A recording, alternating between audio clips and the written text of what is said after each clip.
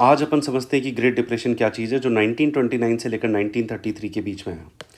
Great depression समझने से पहले अपने को एडम स्मिथ का एक प्रिंसिपल समझना पड़ेगा, जिसको अपन बोलते हैं लाजर्स अफेयर। लाजर्स अफेयर का मीनिंग होता है लेट देम डू। ये ऐसा कहते हैं कि स्टेट को मार्केट के अंदर इंटरफेयर नहीं करना चाहिए, उसको कंट्रोल नहीं करना चाहिए।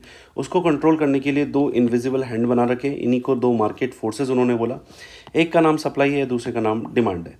अगर किसी चीज़ की सप्लाई कम होगी तो उसकी डिमांड ज़्यादा होगी, उसकी प्राइसेस इंक्रीज हो जाएगी, जिसे अपन क्या बोलेंगे, इन्फ्लेशन। अगर किसी चीज़ की सप्लाई ज़्यादा हो जाएगी तो उसकी डिमांड कम हो जाएगी, प्राइसेस कम हो जाएगी, उसे अपन बोलेंगे डिफ्लेशन।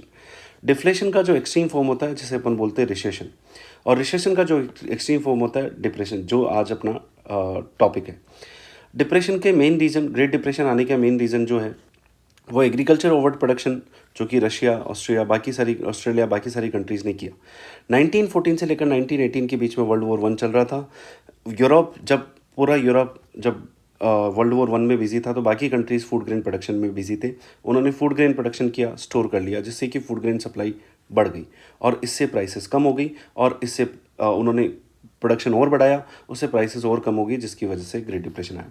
दूसरा रीज़न है हेनरी फोर्ड। हेनरी फोर्ड एक महान मैन्युफैक्चरर, इंडस्ट्रियलिस्ट है, एंटरप्रेन्योर है। इन्होंने एक टी मॉडल कार प्रोड्यूस करी है।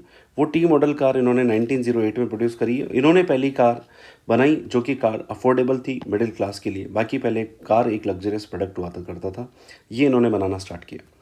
यूएसए में एक और प्रॉब्लम थी कि यूएसए में डेवेस प्लान स्टार्ट हुआ था। डेवेस प्लान जर्मनी को ऐसा मानता था कि जो ट्रीटी ऑफ वर्सेल्स, एक ट्रीटी जो वर्ल्ड वॉर वन के बाद उस पर इम्पोज की गई थी, जो कि बहुत हार्श ट्रीटी थी, इसके बहुत सारे प्रोविज़न थे जो जर्मनी के खिलाफ थे, और ये जर्मनी के लिए बहुत ह्यूमिलेटिंग थी, और जर्मनी को इसमें रिपरेशन भी पे करना पड़ता था, जिसको वॉर पनिशमेंट बोलते हैं।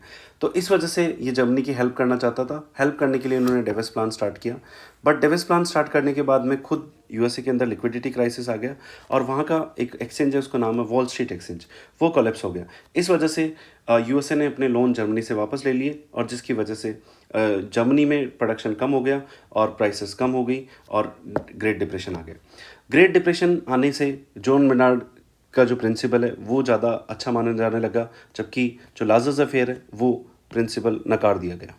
जॉन मेनार्ड के ये कहते हैं कि स्टेट को एक रेगुलेटर की तरह काम करना चाहिए, एक फैसिलिटेटर की तरह काम करना चाहिए, तब जाके वो जो मार्केट में फेलियर होते हैं उनको बचा सकता है।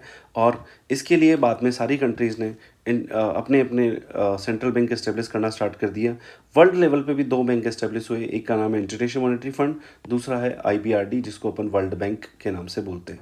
और ये दोनों एक समिट हुआ था, ब्रेटन वुड्स समिट, उसमें इस्टेब्लिश हुए थे, इसलिए इनको ब्रेटन वुड्स इंस्टीट्यूशन बोला जाता है, और या फिर ब्रेटन वुड्स ट्विंस या सिस्टर्स बोलते हैं।